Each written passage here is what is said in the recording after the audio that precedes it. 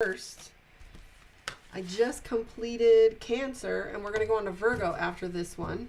So let's take a look and see what the energy is for you this week.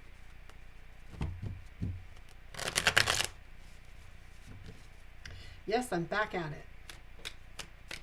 All right, here we go. Hi, Kayla. Shout out to Kayla Mindbody, massage therapist, drum practitioner. She makes ceremonial drums like moi. If you want a massage, I got your girl. All right, here we go. This is Leo. Knight of Wands, Six of Cups, Five of Swords. Conflict is coming up for you. There is a little bit here of conflict resolved because it's coming into balance with the Ten of Cups in the center. I also see some stress and deadline stuff. There's judgment. Money is coming your way. I just want to point that out. You've got the Six of Wands, see the diamond at the bottom. So there's a funds or money or a payment coming your way. You've also got the Queen of Coins. I have to admit, I've been doing this a really long time, and usually there is a theme. There's like a thematic tone that no matter how many days in a row I go or how many times I shuffle the deck, there's a theme. And tension is the theme. Right now there feels like there's this constant tension that's going on. We've got the Judgment card. If you look right here, we've got this energy of, there's even an anvil at the bottom where it feels like something could strike. However, I would like to just suggest that for you, Leo, that you're directing and driving within this beautifully. You've got the Emperor and the Knight of Wands, where it feels like you keep having to start over because you've got this maturity and emotional intelligence. However, it feels as if you're starting over a little bit. Six of Cups is coming up too for some celebration for you. Queen of Coins, which says that even though you feel as if, you know, this, it's not showing up in the cards, but I do feel as if there's a money worry or a payment worry or a concern where you're looking at some money issues, but it's over worry and that things are going to work out fine. Not as badly as you thought, and that the tension is really over the top a little bit. Maybe it's because there's some past things that had been going on where the heaviness was maintaining long enough for it to color this new event. However, I'm seeing balance. Two of Cups, Ten of Cups. Look at that. This is love. For those of you in relationship, this is balanced love. And then we've got the Ten of Cups where we're being able to expand this. With the Knight of Wands, I'd like to suggest there might be a pivot point for you when it comes to employment or work or labor or the things that you fiddle with or do work with. So some of the energy is new beginnings, where we're taking on like maybe a new commitment, like me coming on here redoing the videos. I have a channel, I have a YouTube channel, and I've been neglecting it because I wanted to wait until the drum practitioner training was done and I was healthy enough to show up more than 1 or 2 days in a row. So there's that new commitment kind of thing, Knight of Wands, that's going on in there. I do have to ask this question though, where is the conflict coming in for you? We do have the Five of Swords. I don't feel like this is paranoia, but I feel like it's watchfulness in regards to conflict or being aware of the potential for conflict in such a way that we're trying to avoid it. Because I don't see this engaging. I see this Five of Swords showing up where it's you don't want to involve too many people, or you're trying to maintain some sense of privacy, or maybe even tiptoe or avoid a situation in order to calm the waters, so to speak. My grandmother used to say, muddy water is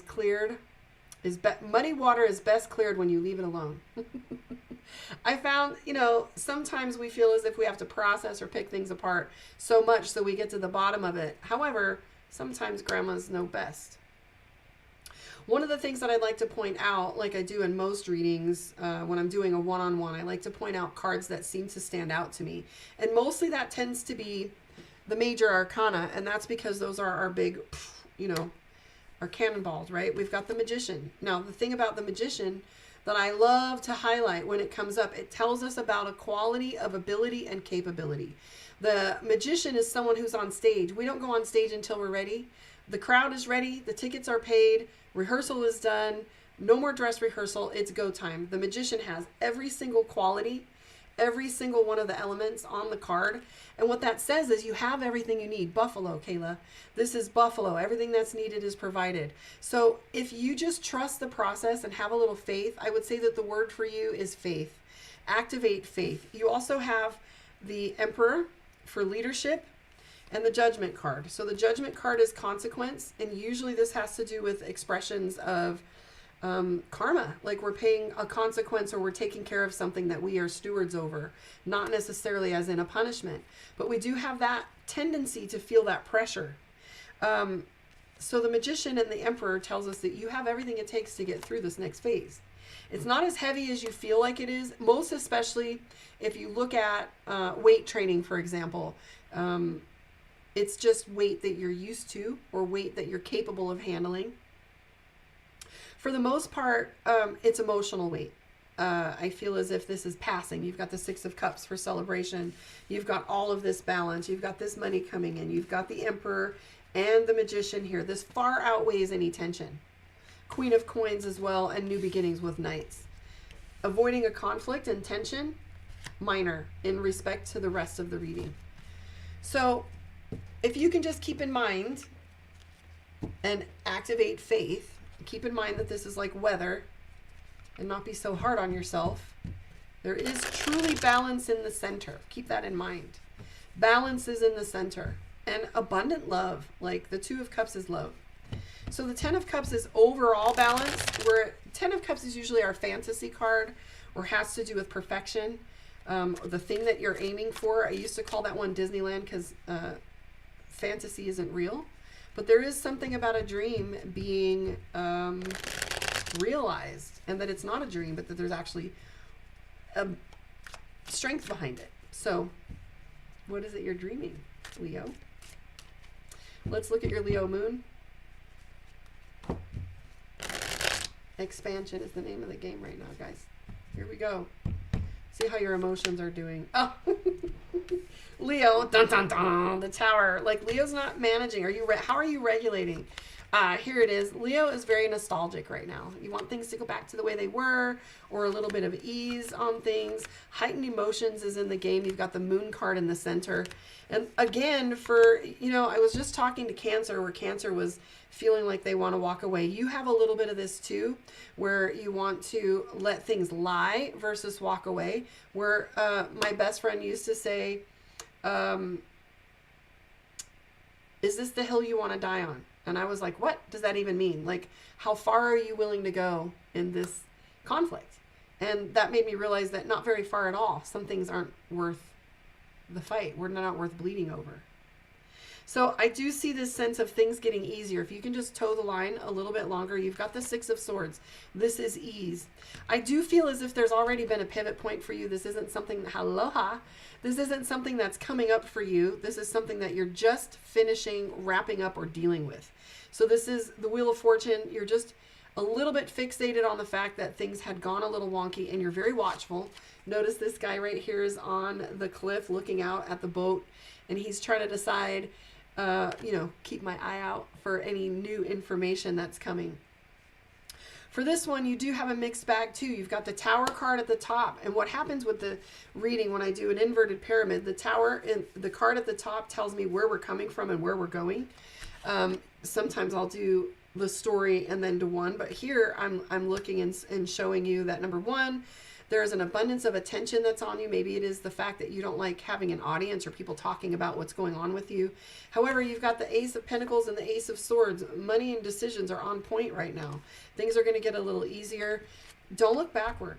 I feel like we have this comparison with the past, but what's true is the past was only there to teach us. We have a whole new environment that's around us now. You have the Moon card, so I would like to suggest that for some of you that are ladies, you know what this feels like when the moon comes around. Things get a little combustible. But the Moon card has to do with emotions being heightened. I don't like using the word emotional because back in the day, emotional was a 4-letter word. You're so emotional. But what's true is you're having heightened emotions right now. And when you recognize that they're just emotions, you navigate them a little better, and you have a little more patience and grace with it. I do admit that there are some events that have occurred with Leo. We have the Ten of Swords. If you look here again, this was the theme that was coming up for Cancer in a different way. But this is feeling as if things are heavy. This is the Betrayal card. And I don't feel as if you've been honestly, truly betrayed or someone has gone out of their way to be malicious. But I do feel as if there are some heavy weight that has been evaluated for congruency, and whether it's continuing, but there's victimhood in there, which says that things actually did happen and that there are some really good reasons to feel this heaviness and really good reasons to feel emotional. However, I feel like you're on this foundation now with the Tower card being in the background. We've already had the tree shaken, so it's not going to be shaken again. There's no more aftershocks that are coming. I see stability here, most especially financially for you. Finances have been a theme for today. Let's see here. Let's check and see what the divination of the ancients have to say for you. Well, hello, Savvy. Omen. So pay attention to the signs that are coming. Or are you looking at the signs? Are you looking at giving room for your spirituality to speak to you and listen to these subtle messages? I want to thank you for hanging out with me. That is your reading for this week for Leo. Please step out and visit my website, karmaondeck.com, to book your one-on-one. And also to check out my meditation class. My 12-week meditation comprehensive course is out. Everything from mudras, mantras, ohms, and all the chakras and their behaviors, how they're wired within your body, the value of proprioception and positioning. We go over breath work, sacred sound, meditation and motion. We have a plant medicine conversation, and it's easy. It's all reframing and perspectives. Highly encourage. Now I challenge you to take it on because I think it's my finest work, and I'm excited to share it with you. I'm going to head out here and play with Virgo next. So if you know a Virgo or you want to hear that reading, that's what's up next. I will catch you on